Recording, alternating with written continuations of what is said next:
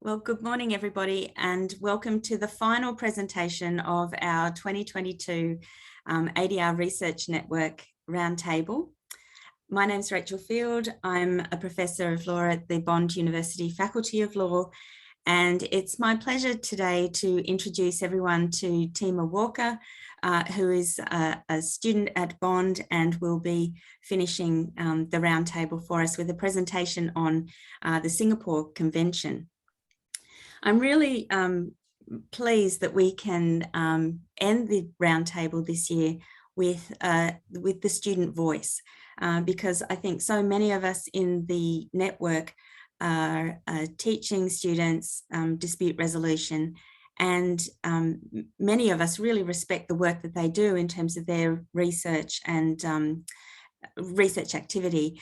And so I think it's a wonderful thing that we often on the blog do share our students' voices, but today we've got the privilege of also having a presentation from Tima. So just a bit of background, Tima was in my dispute resolution class in the third semester last year, and we had as part of the assessment a presentation from students, and Tima chose to present on the Singapore Convention, which I really admired because it had only recently been signed by Australia. So we had many other really interesting presentations too, and I'm going to be encouraging the students to upload them later. But Tima is a wonderful student at Bond. She's now in the practical legal training course, but she has been a double degree student of international relations and law, and she really walks the talk. Her volunteering activity and everything has been with, for example, the International Federation of the Red Cross. She's very interested in international humanitarian law, and she, she has a bright future ahead of her. I'm sure everyone will agree. Tima's from Fiji as well as Australia. She's lived in almost every state, not Tasmania, I think. Is that right, Tima? On the list. It's on the list. It's on the list. That's great. Anyway, so I won't take up any more time, but Tima is a Bondie of whom we are immensely proud, and I'm really pleased to hand over to her to do the presentation. Before I do that, I'll acknowledge the country on which we all are meeting from today. Everyone will be coming from different country, but I am here in Brisbane at the moment, and I acknowledge the Yagara and the Turrbal people who are the original custodians of the land on which I sit today, and we pay our respects to their elders past, present and emerging. And Tima will acknowledge the country on which she sits, which is down at the Gold Coast.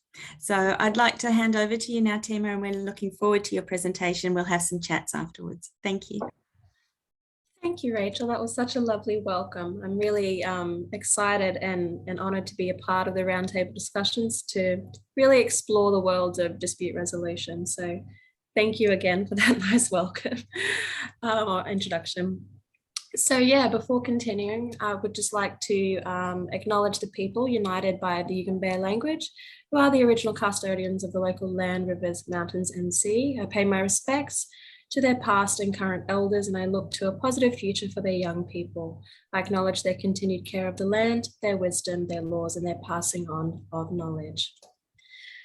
So yes, today's presentation really discusses the United Nations Convention on International Settlement Agreements resulting from mediation, otherwise known as the Convention on Mediation or the Singapore Convention.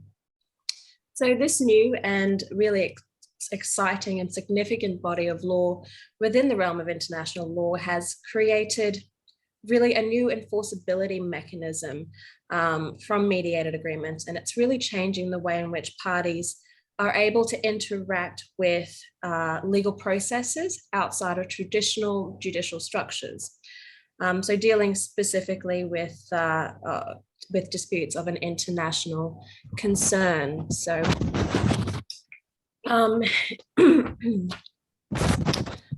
so just in the typical sense of a presentation, I would just map out basically the agenda and to basically map out the the themes that I hope to discuss and to cover in this presentation. So really give a bit of a brief background and a history of the convention, discuss its legal framework before really providing a bit of a snapshot analysis, where I'll basically then conclude on the future of the convention, and then I'll open it up and Rachel and I can have a bit of a discussion about it.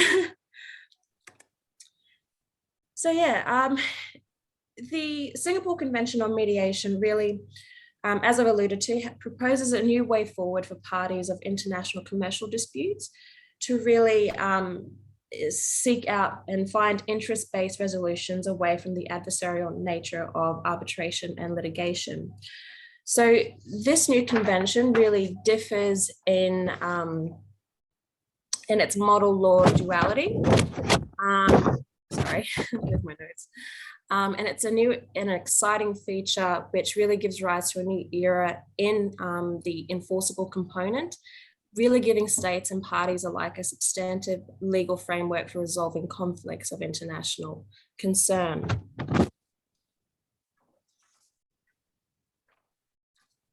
So a bit of a background to the convention. So it's a multilateral treaty which offers uniformity and an efficient framework for the enforceability and invocation of international settlement agreements that have resulted from mediation, where parties have resolved to conclude matters of commercial interest.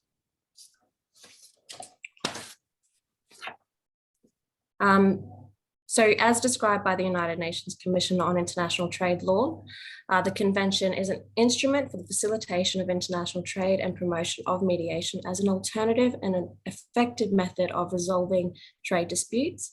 Being a binding international instrument, it is expected to bring certainty and stability to the international framework on mediation, thereby contributing to the Sustainable Development Goals, specifically SDG 16.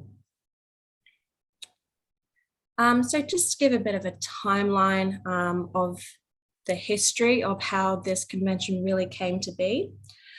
It really began as a proposal from the United States delegation at UNASTRAL to develop this multilateral convention that would promote enforceability of international commercial settlement agreements reached through mediation in much the same way that the New York Convention facilitates the recognition and enforcement of arbitration awards.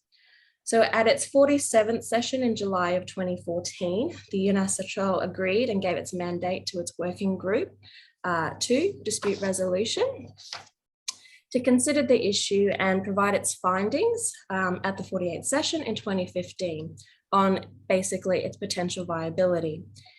In July of 2015, UNASTRAL considered the topic and advice from the working group and directed those deliberations commence within that particular working group to identify the relevant issues and develop potential solutions, in addition to preparing the convention, model provisions or guidance text, which would facilitate that international commercial settlement agreement framework for mediation. So numerous lengthy debates between about 90 member states ensued, and about 35 non-government organizations were also a part of that conversation. And by February of 2018, during the working group's 68th session in New York, it concluded its mandate after reaching consensus on two instruments, a convention and a model law, the first of its kind. So it was really precedent setting. On 25th June 2018, the UNASTRAL at its 51st session passed a resolution approving the final drafts on the convention and recommended its submission to the United Nations General Assembly, where on December 2018, the convention was adopted and open for signature by the UN General Assembly, bringing to an end about 3 years of intense discussion and negotiations on the matter. So about 46 member states, including the world's two largest economies, so the US and China, and three of the four largest economies in Asia, so China, India, and South Korea, signed the convention on the day that it was open. From when I last checked, about 10 countries have officially ratified, and next country to ratify basically will be in about 11th of April. So countries are working to really, ratify and bring it into domestic legislation. So it's a work in progress with Australia signing in 2021, obviously, as well. So to go into the legal framework, as is the case with any instrument that deals with interests of public international law, there is quite a lot of discussion surrounding what is regarded of an international character. So this is of particular importance for the Singapore Convention as it seeks to deal with a wide range of dispute resolution. So ultimately, a mediated settlement agreement may still be considered of international character, even if the parties have their place of business in the same state, provided the agreement itself related to another jurisdiction, according to Article 1, subsection 1b of the Convention.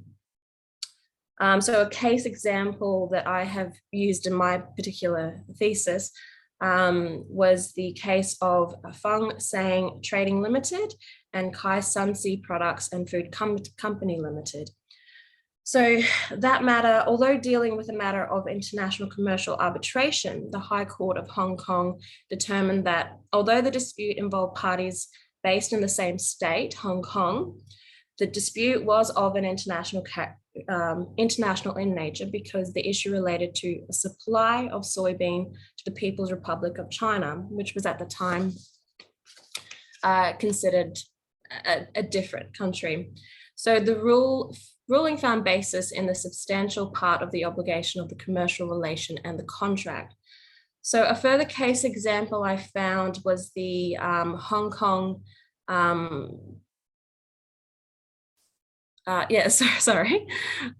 was the D. Huang and Associates Architects and Engineers and Pacific Enterprises Holdings Company Limited. So again, a similar case dealing with describing the characteristics of what is an international concern, where commercial disputes are based in the same state, but really finding out and fleshing out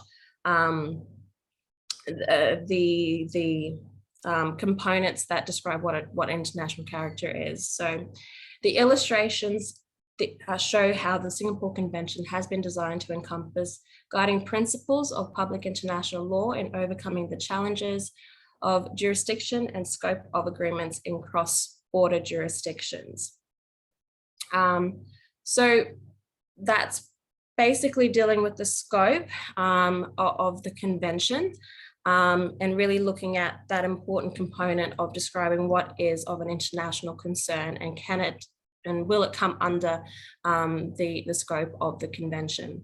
So in terms of jurisdiction, states that do opt into the convention also adopt the model law as a means of implementing their obligations under the convention. So there's two ways that it can be done. So states can either adopt the model law as a first step to support the domestic implementation of the convention before later becoming a party to the convention if they haven't already signed, or they can adopt either the convention or model law as a standalone instrument. So the development of model law 2018 and the convention were, as I've already said, an unprecedented step towards harmonizing the standards and frameworks of the enforcement of mediation settlement agreements, and it hadn't really been done before. So that is the exciting part of it. It's that although you have a convention that states are able to sign and be a part of, it also gives guidance about how to actually implement it in their domestic jurisdiction.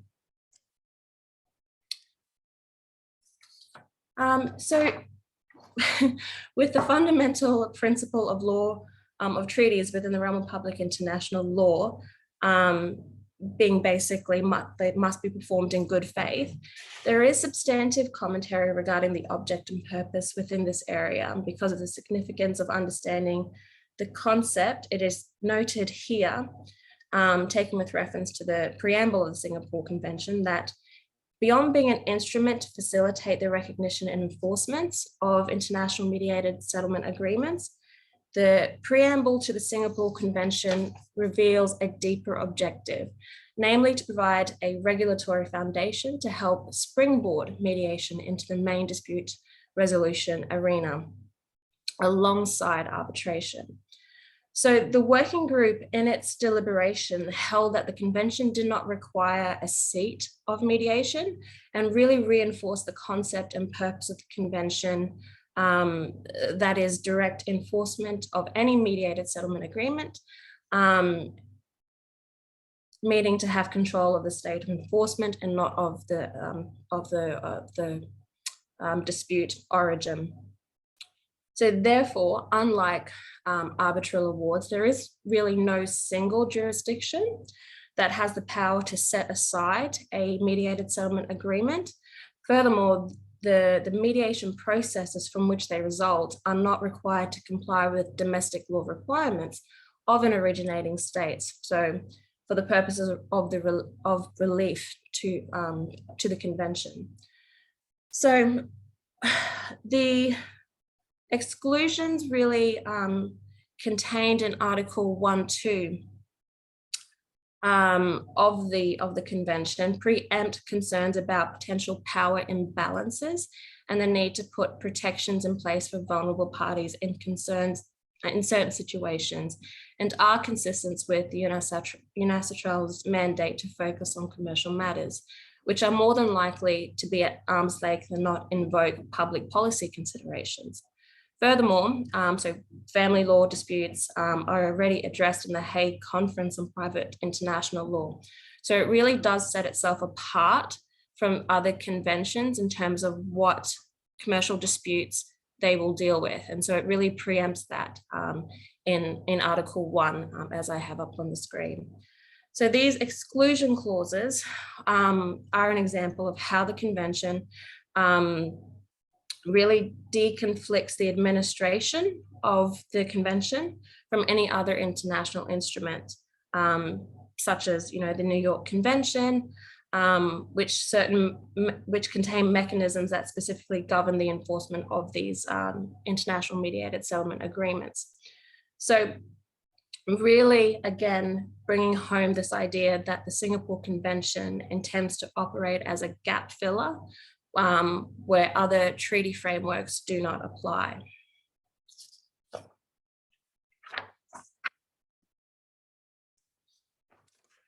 So the future of the convention, really moving forward with the convention, as I've already said, Australia has endorsed the convention. It is yet to ratify it into domestic legislation. It does have an opportunity to create positive and lasting change within this area of dispute resolution. As I've said before, it is a gap filler, so it really does complement the other treaties that are out there, such as the New York Convention and the recognition of arbitral awards and the Hague Convention on the choice of court agreements. So it really, I'm really excited about it because it really does. It's exciting in the sense that it's not just an instrument that states sign into and ratify, but it also gives guidance on how dispute resolution should be implemented and how states can actually enforce, or parties can enforce those agreements that they've come to resolution on during negotiations, during those processes. So yeah, I think that pretty much brings my presentation to an end. I'm sorry, I have notes everywhere. So in terms of like final questions, I do have some prompts up there, but I'm happy just to discuss any other part of the presentation as well, Rachel. So yeah, thank you. Thank you, Tima, so much. And I think really what you've highlighted is that, I mean, for me, sitting and listening, I feel like mediation has come of age in a sense. You know, it's 50 years after the New York Convention. and arbitration has long, been well recognised. But for us now to have this Singapore Convention and to have the recognition of this issue of the enforceability of mediated settlements being an important one internationally, it does feel like the process has been recognised to the extent that it's really come of age. So that's fantastic. So let's go to your first question there. Do you think it does effectively fill the gap, or what's left to do? I think it does, in terms of, like I said, the way in which the convention was adopted alongside the model laws was really groundbreaking, because it really is a guidance of how states can use this convention to hold commercial parties accountable, really, in their dispute resolution processes. So it doesn't rely on one specific jurisdiction, but it seeks to actually work with state jurisdiction. And I think that does fill the gap. I think it gives states a lot of flexibility, but also maintaining that enforceability mechanism, that states can rely on this process and rely on the enforceability of mediated agreements. So I think that reliability point is just so important, isn't it? Yeah. Giving efficacy to the process and giving it sort of credibility and standing. I remember when I was an intake officer for the dispute resolution branch in 1993, that one of the things that I had to say to people when they rang in to ask about mediation was that the agreement wasn't enforceable. It wasn't binding, and so many people would just go, well, I'm not interested in it then. Yeah. So that point about mediation leading to something that might actually be enforceable is so important. But one question that I have, without notice, I might add, so but I wondered what brought you to this topic. What led you to be interested, or to even know about it and then to want to research it? It was actually you. No, I did not know that. As I said, as you said in my introduction, I'm interested in international law, and my specialization was international and comparative law.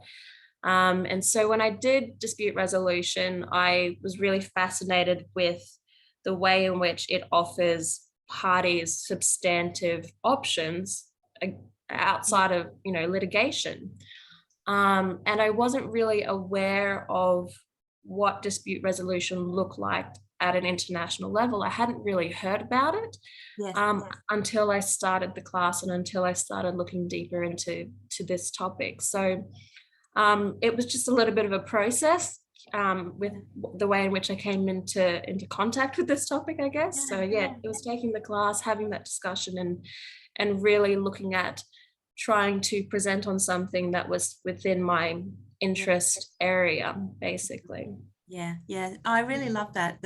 And I think it was a feature of our class, wasn't it, that students were choosing areas that they were deeply interested in.